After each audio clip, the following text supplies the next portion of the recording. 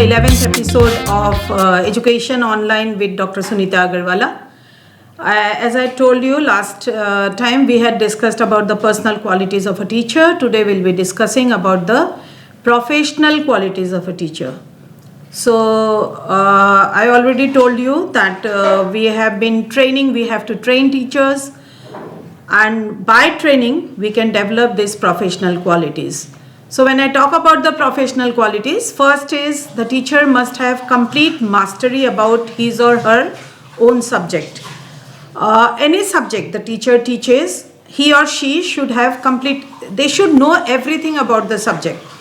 Otherwise, what happens when the children ask them some questions, they are not able to answer, and that gives a very bad impression, and also the teacher loses the respect for him or her. So it may be sometimes that they may not be able to answer something. They can at least say, okay, I'll go and check and answer tomorrow. But it should not be like, I don't know what it is, I cannot help you with this, if it is related to their own subject. Teacher also should be acquainted with the latest development in their own field. Like if I'm a teacher of education, I should know what is coming up new. If I'm a teacher of education, I should know about the new education policy, National Education Policy 2020.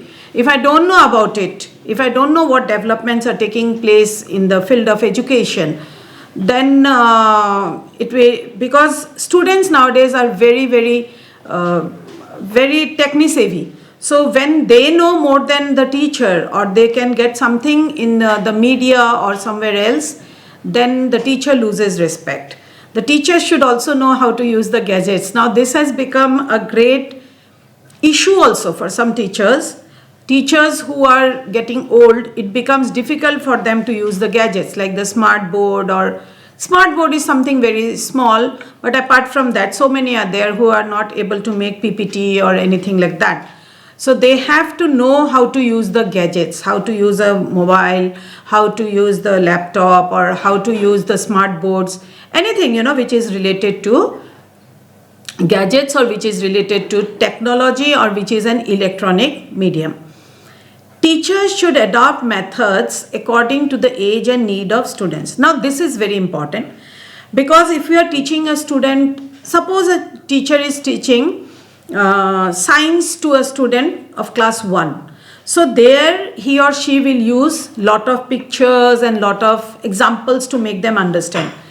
If a teacher is teaching about a tree, of an apple tree or a banana tree or a coconut tree to a child, they will have to show pictures of it, because the child may not have been exposed. But the same thing if the teacher is doing to a student who is in adolescence, who is 18 years old, say 15 years old, he or she may have already seen a tree, coconut tree. So we can just tell coconut tree, we just don't have to show them picture.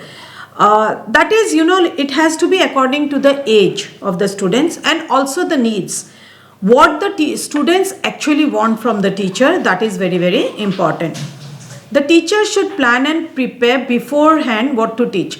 Sometimes, if the teacher is not prepared, the students can understand it very well. So, suppose for example, I was a teacher for 35 years, but still, before going to the class, we just used to scroll through what I'll be teaching, because then I can remember, I can revise and go and speak easily to the students, because we keep on taking different type of classes, and then I may sometimes get stuck with my subject or the topic. So if we do a revision, it becomes easy.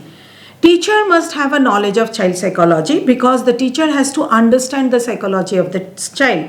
Sometimes the child may not want to study. They may not be in a mood.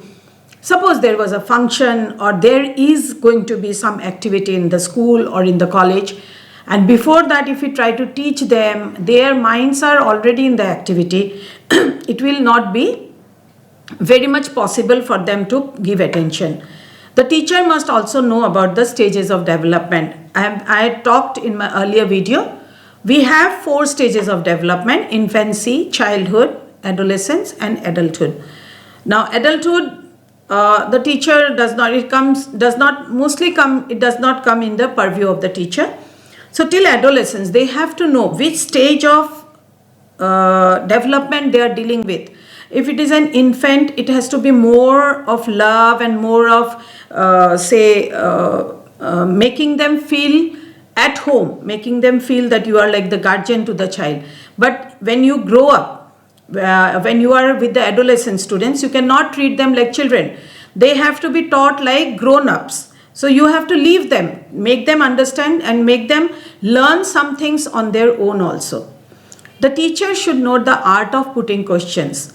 Questions should be asked before starting of the lesson, at the end of the lesson, and in between. So at the starting of the lesson, questions are asked to understand how much the students already know. So the teacher does not repeat and teach whatever is required.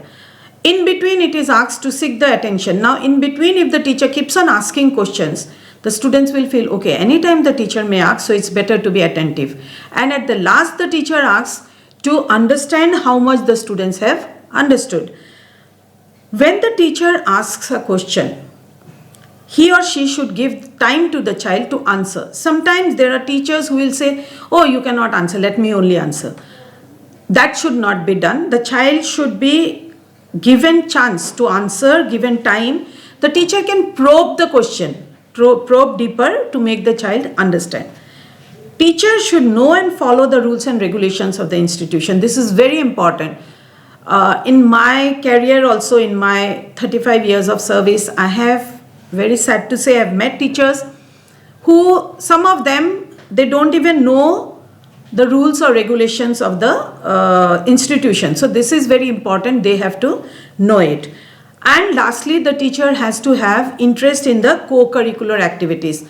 Now, when a teacher goes to teach, he or she, the work of the teacher is not only to teach in the classroom, but also to take interest in the co-curricular activities. Why? Because in the classroom, we have to be very, very formal. Like, you have to finish the syllabus, so you are very formal. But when you are out of the class, and when the teacher interacts with the student out of the class, suppose it is a picnic, suppose it is a games period, suppose it is a music class, suppose it is a dance class, they are preparing for some type of drama, they are preparing for some other type of activity, they come close to each other. And when they come close to each other, both the students and the teachers, they come to know each other better. And when you know people better in the environment you are working, then it becomes easy to work with those people. The students also feel very close to the teacher. The teacher also understands about the difficulties and life of the student. So here we have seen about the professional qualities. The teacher must have mastery of their own subject. They should know about at present, they should know how to use the gadgets. They have to know about the stages of development so that they can teach according to the age in which the child is. Because at every age, the child has different type of needs. Teachers should know about child psychology. Teachers should know about the art of putting questions, because that is also a very important part of teaching. How you put questions and how you let the students answer. They have to know about the rules and regulations of the institution. Not only knowing, they also have to follow themselves, because then only they can be role model for the students, and they have to have interest in the co-curricular activities. So to be a teacher, you have to have personal qualities, yes, but these professional qualities are very, very important to be a successful teacher. And imagine if all the teachers are trained in this way, if all the teachers follow these qualities or can develop these qualities, what type of education system will be able to develop. So this is all for today. I'll be meeting you in my next video. We'll be talking about life skills. Those are very, very important for youngsters and for everybody.